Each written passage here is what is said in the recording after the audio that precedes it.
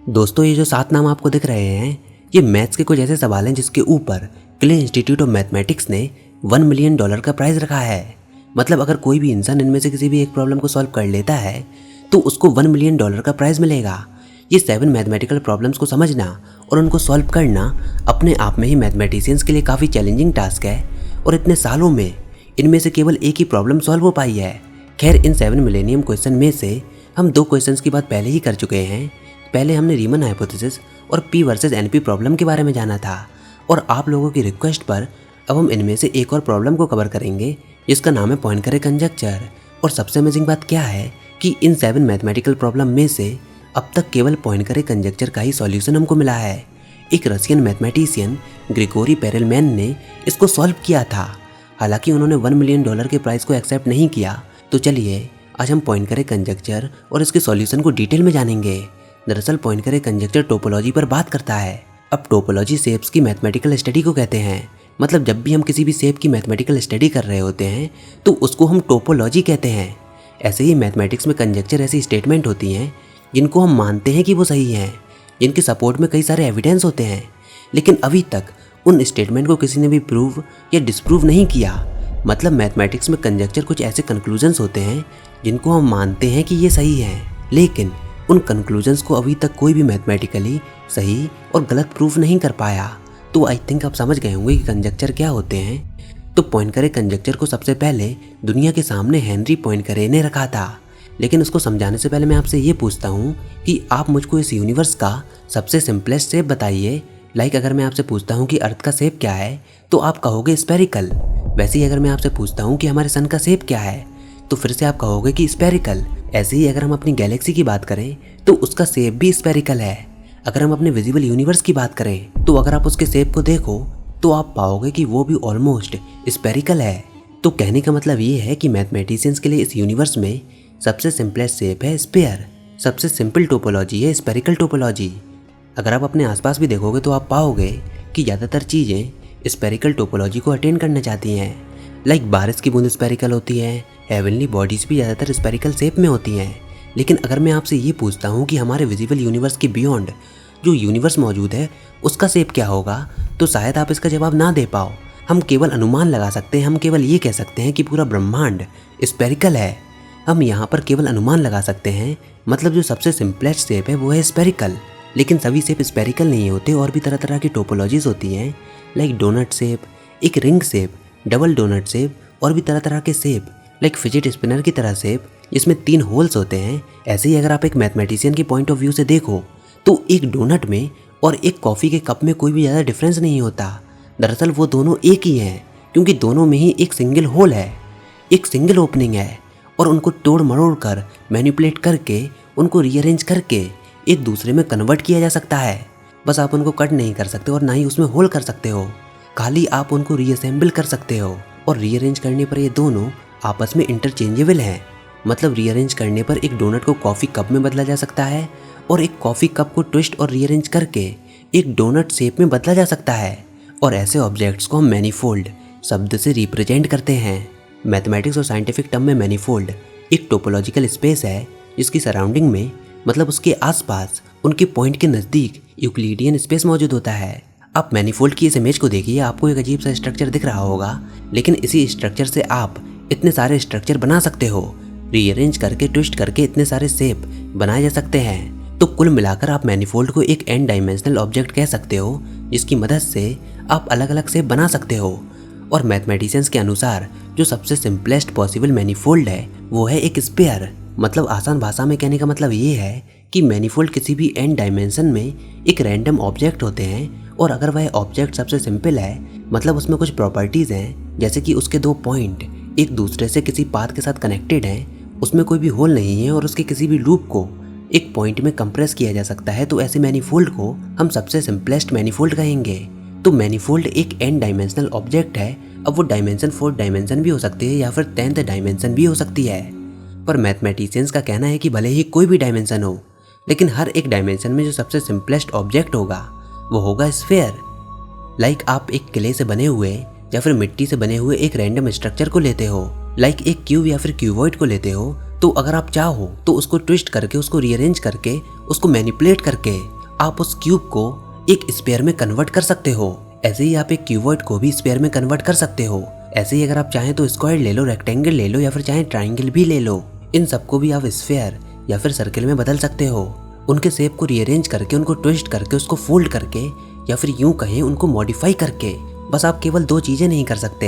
एक तो आप उसमें होल नहीं कर सकते, और दूसरा आप उसको दो पार्ट में स्प्लिट नहीं कर सकते। मतलब आप एक क्यूब को एक बॉल बना सकते हो, या फिर एक बॉल को क्यूब बना सकते हो, लेकिन आप एक रिंग वाले शेप को स्फीयर नहीं बना सकते, क्योंकि वो दोनों अलग अलग हैं।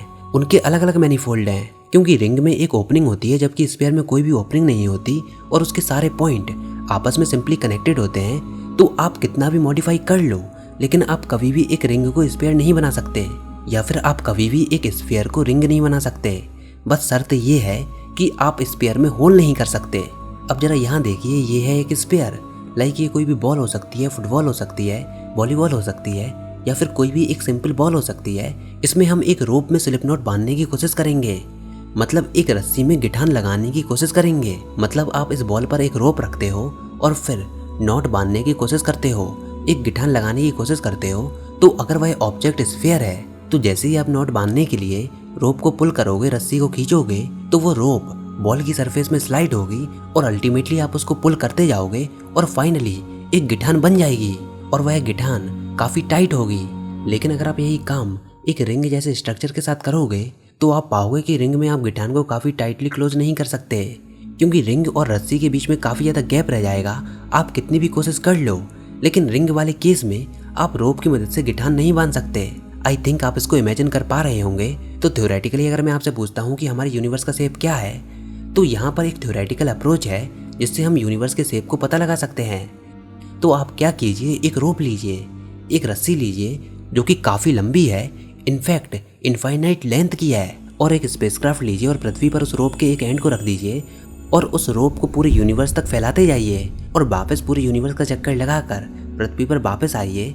अब आप क्या कीजिए, उस रोप के दोनों एंड को कसकर पकड़िए और उनको खींचते जाइए और कसकर खींचते ही जाइए। तो अगर स्लिप नॉट बन जाती है, मतलब अगर गिठान बन जाती है, तो इसका मतलब क्या होगा, हमारे यूनिवर्स का शेप स्फेरिकल है। लेकिन अगर गिठान नहीं बनती, तो समझ जाइए कि हमारे यूनिवर्स का शेप एक क्लोज्ड लूप है, या फिर यूं कहें कि हमारे यूनिवर्स का शेप एक रिंग लाइक स्ट्रक्चर है, एक रिंग के जैसा है, या फिर एक डोनट के जैसा है। आई थिंक अब आप थोड़ा अप्रोच समझ रहे होंगे। तो चलिए अब हम पॉइंट करें कंजक्चर की बात करते हैं, इसकी स्टेटमेंट को जानते हैं। तो इसकी स्टेटमेंट ये कहती है, any 3 dimensional manifold is homeomorphic to 3 dimensional sphere. Of course ये डेफिनेशन आपको समझ नहीं आई होगी, तो चलिए इसको आसान भाषा में जानते हैं। तो पॉइंट करे का ये कहना था कि सारे close simply connected 3 dimensional manifold, जिसमें कोई भी होल ना हो, जिसमें कोई भी गैप्स ना हो, उनको रीसेप करके स्फीयर में बदला जा सकता है। यह है उसकी स्टेटमेंट, और जो कोई भी इस स्टेटमेंट को सही प्रूफ करता है उसको मिलेंगे $1 मिलियन। मतलब पॉइंट करे कंजक्चर सीधा ये कहना चाहता है कि किसी भी डायमेंशन में अगर कोई सबसे सिंपल मैनीफोल्ड मौजूद है, तो उसको ट्रांसफॉर्म करके स्फीयर में बदला जा सकता है। अब मैनीफोल्ड्स के बारे में मुझको आपको एक चीज़ बतानी थी कि मैनीफोल्ड किसी भी डायमेंशन में ऐसे पॉइंट होते हैं जिनकी सराउंडिंग में यूक्लिडियन स्पेस मौजूद हो। इसको ऐसे समझिए, मान लीजिए मैं आपको एक बॉल की सरफेस पर खड़ा करता हूँ, तो उस बॉल की सरफेस पर मौजूद होने पर आपको उस बॉल के आसपास 2 डायमेंशनल प्लेन नजर आएगा। ऐसे ही अगर मैं आपको एक सर्कल पर खड़ा करता हूँ, तो आपको एक 1 डायमेंशनल एरिया नजर आएगा। मतलब मैनीफोल्ड में हमको एक डायमेंशन कम का अनुभव होता है, मतलब इसमें हमको एक डायमेंशन की कमी नजर आती है। तो अगर हम कहते हैं कि 3 डायमेंशनल मैनीफोल्ड, इसका मतलब क्या है कि उस समय हम 4 डायमेंशनल ऑब्जेक्ट पर मौजूद हैं। ऐसे ही अगर मैं कहता हूँ 10 डायमेंशनल मैनीफोल्ड, इसका मतलब क्या है कि उस समय हम 11 डायमेंशनल ऑब्जेक्ट पर मौजूद हैं। आई थिंक मैनीफोल्ड अब आप समझ गए होंगे। तो पॉइंट करे कंजक्चर के अनुसार भले ही कोई भी मैनीफोल्ड हो, अगर वह ऑब्जेक्ट सबसे सिंपलेस्ट ऑब्जेक्ट है जिसके 2 पॉइंट आपस में कनेक्टेड हो, जिसको श्रिंक करके एक पॉइंट में कंप्रेस किया जा सकता हो, या फिर जिसमें कोई भी होल ना हो, तो ऐसे n डायमेंशनल ऑब्जेक्ट को अल्टीमेटली स्फीयर के शेप में रीशेप किया जा सकता है। पॉइंट करे कंजक्चर का यही कहना था। स्टेटमेंट काफ़ी आसान है, लेकिन इसको प्रूफ करना उतना ही मुश्किल है। हर n डायमेंशनल ऑब्जेक्ट के लिए हमको इसको प्रूफ करना था, और समय समय पर n = 7, n = 6, n = 5 पर इसको प्रूफ किया जाता रहा है। लेकिन जो सबसे ज़्यादा परेशानी आ रही थी वो आ रही थी 3 डायमेंशनल मैनीफोल्ड को प्रूफ करने में। तो अगर कोई इसको 3 डायमेंशनल मैनीफोल्ड के लिए प्रूफ कर देता तो उसको क्ले इंस्टीट्यूट ऑफ मैथमेटिक्स की तरफ से $1 मिलियन का प्राइज मिलता। लेकिन अमेजिंग बात क्या है कि ये कंजक्चर अब प्रूव हो चुका है और इसको प्रूव किया था ग्रेगोरी पेरेलमैन ने, जो कि एक रशियन मैथमेटिशियन है। तो आइए इसके प्रूफ को हम थोड़ा ब्रीफली समझते हैं। पूरा डिटेल में तो नहीं जानेंगे, लेकिन मैं आपको उसका ओवरव्यू दे दूंगा। तो पेरेलमैन ने इसको प्रूफ किया था एक मैथमेटिकल कंसेप्ट से, जिसको हम बोलते हैं रिसी फ्लो। 1982 में रिचर्ड हैमिल्टन ने रिसी फ्लो इक्वेशन पर एक पेपर पब्लिश किया था, जो कि पॉइंकरे कंजक्चर को प्रूफ करने में काफ़ी रेलेवेंट साबित हुआ। जैसे कि आप जानते हो कि फिजिक्स में हीट इक्वेशन होती है, और हीट इक्वेशन ये डिस्क्राइब करती है कि किसी भी सब्सटेंस में हीट का डिस्ट्रीब्यूशन कैसे होगा, कैसे हीट हॉटर बॉडी से कोल्डर बॉडी में जाती है, कैसे हीट हाई पोटेंशियल से लो पोटेंशियल में जाती है, वो भी काफ़ी स्मूथली। हीट इक्वेशन इन सब की नॉलेज हमको देती है। और बिल्कुल इसी तरह रिसी फ्लो इक्वेशन भी काम करती है।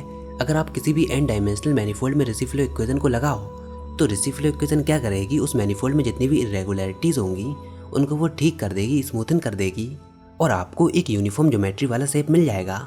और अगर वह मैनीफोल्ड सिंपल हुआ तो आपके ज्योमेट्रिकल शेप का नाम क्या होगा, स्फीयर। मतलब किसी भी सिंपल मैनीफोल्ड में आप रिसी फ्लो इक्वेशन लगाओगे तो वह इक्वेशन कुछ ऐसा काम करेगी कि पूरा का पूरा सरफेस एक यूनिफॉर्म ज्योमेट्री में कन्वर्ट हो जाएगा, पूरा सरफेस स्मूथ हो जाएगा। और हमारा ऑब्जेक्टिव क्या था, उस ऑब्जेक्ट को स्फीयर में कन्वर्ट करना। अगर आप किसी भी मैनीफोल्ड में टेंसर जी अप्लाई करते हो और रिसी फ्लो इक्वेशन को भी अप्लाई करते हो तो उसको अप्लाई करने से वह मैनीफोल्ड स्फीयर में कन्वर्ट होकर एक नथिंगनेस में कन्वर्ट हो जाता है। वैसे स्फीयर का कर्वेचर पॉजिटिव होता है, पर पेरेलमैन ने यह साबित किया कि इसका उल्टा भी पॉसिबल है। अगर कोई मैट्रिक 0 हो जाए तो जो लास्ट पॉसिबल शेप बचेगा वो होगा स्फीयर। इसको मैट्रिक और टेंसर्स के टर्म में समझने के लिए हमको टेंसर्स की नॉलेज होनी चाहिए, लेकिन क्योंकि हम उनके बारे में नहीं जानते तो इसको मैं आपको थोड़ा सिंपली समझाने की कोशिश करूंगा। बट हाँ, रिसी फ्लो का इस्तेमाल करके पॉइंकरे कंजक्चर को प्रूफ करना थोड़ा ट्रिकी था। ऐसा क्यों? क्योंकि हायर डायमेंशन ऑब्जेक्ट के लिए यहाँ पर थोड़ी प्रॉब्लम आती है। लाइक आप इस इमेज को देखिए, इसमें ऑब्जेक्ट की नेक नथिंगनेस में कन्वर्ट हो गई, वो भी पूरे ऑब्जेक्ट के स्फीयर बनने से पहले। मतलब रिसी फ्लो के अंदर कुछ ऐसे रीजन होते हैं जो कि स्फीयर बनने से पहले ही एक सिंगुलैरिटी पॉइंट में कन्वर्ट हो जाते हैं। दूसरी भाषा में रिसी फ्लो मैनीफोल्ड को स्मूथन तो करता है, स्मूथ तो करता है, लेकिन ऐसा करने के दौरान उसमें इरेगुलरिटीज की संख्या स्मॉल रीजन में काफ़ी ज़्यादा बढ़ जाती है। और पेरेलमैन का टास्क यही था, इन सिंगुलैरिटीज को हटाना, इस समस्या को दूर करना। रिसी फ्लो इक्वेशन को अप्लाई करने से कई सारी इरेगुलरिटीज आ रही थी, कई सारी सिंगुलैरिटीज जन्म ले रही थी, जैसा कि आप इस इमेज में देख सकते हो। और पेरेलमैन का टास्क इन्हीं सिंगुलैरिटीज को रिमूव करना था, और इनको रिमूव करने के लिए उन्होंने काफ़ी डिफरेंट अप्रोच का भी यूज़ किया। पेरेलमैन ने ये डिसाइड किया कि वो उनको खुद ही रिमूव करेंगे। वो कैसे? जहाँ जहाँ पर सिंगुलैरिटीज आ रही हैं वो उनको कट करके उनकी जगह पर स्फीयर को रिप्लेस कर देंगे। तो अब ऐसे में वो स्ट्रक्चर कैसा दिखेगा आप इस इमेज में देख सकते हो। स्फीयर के ऊपर एक नेक नजर आएगी जो कि दूसरे स्फीयर से कनेक्टेड होगी, और जब भी स्फीयर का क्रिएशन होगा तो सिंगुलैरिटीज आएंगी, तो फिर से नेक का क्रिएशन होगा जो कि स्फीयर से कनेक्टेड होगी। लेकिन दो स्फीयर जो कि नेक से कनेक्टेड हैं वो कुछ नहीं बल्कि एक स्फीयर है, क्योंकि उसमें सिंगुलैरिटी तो रिमूव हो ही गई ना। और दो स्फीयर जो कि आपस में कनेक्टेड हैं, मतलब उनमें कोई भी होल ना हो, तो उनको ट्रांसफॉर्म करके रिसी फ्लो इक्वेशन लगा के फिर से एक सिंगल स्फीयर में बदला जा सकता है। मतलब अगर मैं इसको समराइज करूं तो पेरेलमैन ने सिंगुलैरिटीज को रिमूव करने के लिए एक सर्जरी की। पेरेलमैन ने क्या देखा कि अगर वो किसी सिंपल मैनीफोल्ड पर रिसी फ्लो इक्वेशन लगाते हैं तो स्फीयर तो बन जाता है, लेकिन उसमें कुछ सिंगुलैरिटीज आ जाती हैं जिनको रिमूव करना होता है। और उन्होंने इसको रिमूव किया, उनको कट करके उसकी जगह पर स्फीयर लगा के, जिसकी वजह से दो स्फीयर के बीच में एक नेक कनेक्ट हुई। और किसी भी नेक से कनेक्टेड स्फीयर को अल्टीमेटली रिसी फ्लो इक्वेशन का यूज़ करके स्फीयर में बनाया जा सकता है। तो इस तरह उन्होंने 3 डायमेंशनल मैनीफोल्ड के लिए, यानी कि 4 डायमेंशन के लिए पॉइंकरे कंजक्चर को प्रूव कर दिया। और क्ले इंस्टीट्यूट ऑफ मैथमेटिक्स ने उनको $1 मिलियन का प्राइज़ भी ऑफर किया, लेकिन उन्होंने उसको रिजेक्ट कर दिया। एक और चीज़ मैं आपको बता दूं कि रिसी फ्लो इक्वेशन कैसे काम करती है। लाइक आपकी कार में एक डेंट आ जाता है तो आप मैकेनिक को फ़ोन लगाते हो, आप उससे पूछते हो कि मेरी कार में डेंट आ गया है, इसको कैसे ठीक किया जाए। तो मैकेनिक आपको कहता है आप उसको मेरे पास ले आइए, मेरे गैरेज में ले आइए, वहाँ आकर मैं देखूंगा, एग्जामिन करूंगा, ये पता लगाऊंगा कि कार में किस टाइप का डेंट है और उसको कैसे ठीक किया जा सकता है। क्या उसको नॉर्मल हैमर से ठीक किया जा सकता है, और अगर हाँ तो किस पॉइंट पर उसको हैमर मारना होगा। और कौन कौन से ऑपरेशन उस पर करने होंगे, ये सब चीज़ें कार को मैकेनिक के पास ले जाने पर ही पता चलेंगी। लेकिन ये तो था नॉर्मल केस। अगर इसकी जगह रिसी फ्लो इक्वेशन होती तो इस बार कार के डेंट के लिए जब आप मैकेनिक को फ़ोन लगाते तो मैकेनिक क्या कहता कि आप उसमें रिसी फ्लो इक्वेशन को अप्लाई करो और डेंट खुद ब खुद ही ठीक हो जाएगा। मतलब आप समझ रहे हो ना कि मैं क्या कहना चाहता हूँ। इसको आप एक स्पंज बॉल की तरह समझ सकते हो। इसमें आप उस बॉल को किसी भी शेप में डिफॉर्म कर सकते हो, लेकिन जैसे ही आप उस बॉल से फोर्स हटाते हो तो वो स्पंज बॉल बिल्कुल रिसी फ्लो इक्वेशन की तरह अपने ओरिजिनल शेप में वापस आ जाती है। और बिल्कुल इसी तरह रिसी फ्लो काम करता है किसी भी मैनीफोल्ड पर। तो आई थिंक अब आप समझ गए होंगे कि ग्रेगोरी पेरेलमैन ने इसको कैसे सॉल्व किया और पॉइंकरे कंजक्चर क्या था और कैसे $1 मिलियन का क्वेश्चन सॉल्व हुआ।